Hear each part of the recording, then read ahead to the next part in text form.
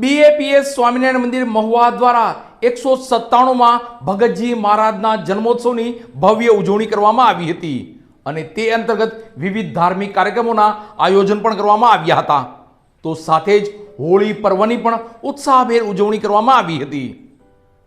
મહુવાના BAPS Swaminarayan મંદિર ખાતે મહુવાના જ પ્રાગજી ભગત એટલે કે ભગતજી મહારાજ કે જેઓ સ્વામિનારાયણ ભગવાનની ગુરુ પરંપરાના દ્વિતીય આધ્યાત્મિક ગુરુ છે, તેઓએ પોતાનું સમગ્ર જીવન ગુરુ વચનમાં સમર્પિત કરી અને આદર્શ ગુરુ સાધનાના પર્યાય તરીકે તેમની આ અત્યંત કઠિન સાધનાએ દરેક માટે આદર્શ બની ગયેલ છે.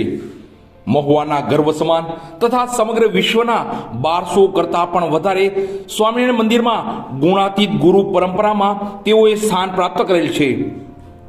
તેમના 197માં જન્મ ઉત્સવ ફાગણ સુદ પૂર્ણિમાના દિવસે અત્યંત ભવ્યતાથી અને ભક્તિસભર રીતે ઉજવવામાં આવેલ, જેમાં એકાદશીના દિવસે ભગતજી મહારાજના જન્મસ્થાન પર ભજન સંધ્યા અને ત્યારબાદ રવિ સભામાં ભગતજી મહારાજના મહિમા ગાન સાથે મહાપ્રસાદ અને આજ રોજ તેમના જન્મ દિવસે વહેલી સવારે જન્મસ્થાન પર આવેલ અલૌકિક મંદિરમાં વૈદિક મહાપૂજા વિધિ તથા અન્નકૂટ દર્શનનું વિશિષ્ટ આયોજન અત્યંત ભક્તિ ભાવપૂર્વક કરવામાં આવેલું અને બપોરના 4 કલાકે મહુવાના વિશાળ રાજમાર્ગો ઉપરથી ભવ્ય શોભાયાત્રાનું આયોજન મહુવા બાયપાસ રોડ પર આવેલ સ્વામિનારાયણ મંદિરથી શરૂ કરી અને માલણ નદીના કિનારે આવેલ ભગતજી મહારાજના સ્મૃતિ મંદિર ઉપર પૂર્ણ થયેલ, જેમાં વિવિધ આકર્ષક પ્લોટ રજૂ કરવામાં આવેલ અને અક્ષર પુરુષોત્તમ મહારાજ તથા ભગતજી મહારાજ અને સત્સંગ દિશા ગ્રંથ મુખપાઠ કરનાર મહુવાના બાલ અને બાલિકાઓ આ વિવિધ પ્લોટમાં બિરાજમાન થયા હતા અને મહુવા તથા આસપાસના ગ્રામ્ય વિસ્તારના અસંખ્ય હરિભક્તો હાજર રહી પોતાના ભક્તિભાવ અર્પણ કરેલ. ભગતજી મહારાજના સ્મૃતિ મંદિર પર આ શોભાયાત્રાનું એક ભવ્ય સભામાં રૂપાંતર થયેલ,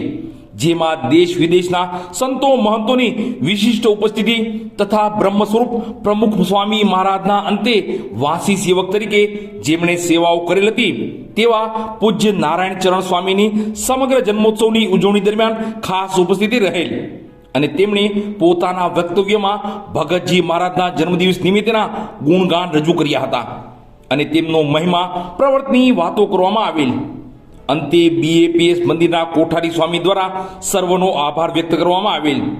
તથા અંતમાં વિશિષ્ટ હોલિકા દહનનો કાર્યક્રમ તથા મહાપ્રસાદનું આયોજન સફળતાપૂર્વક પૂર્ણ થયેલ હતું.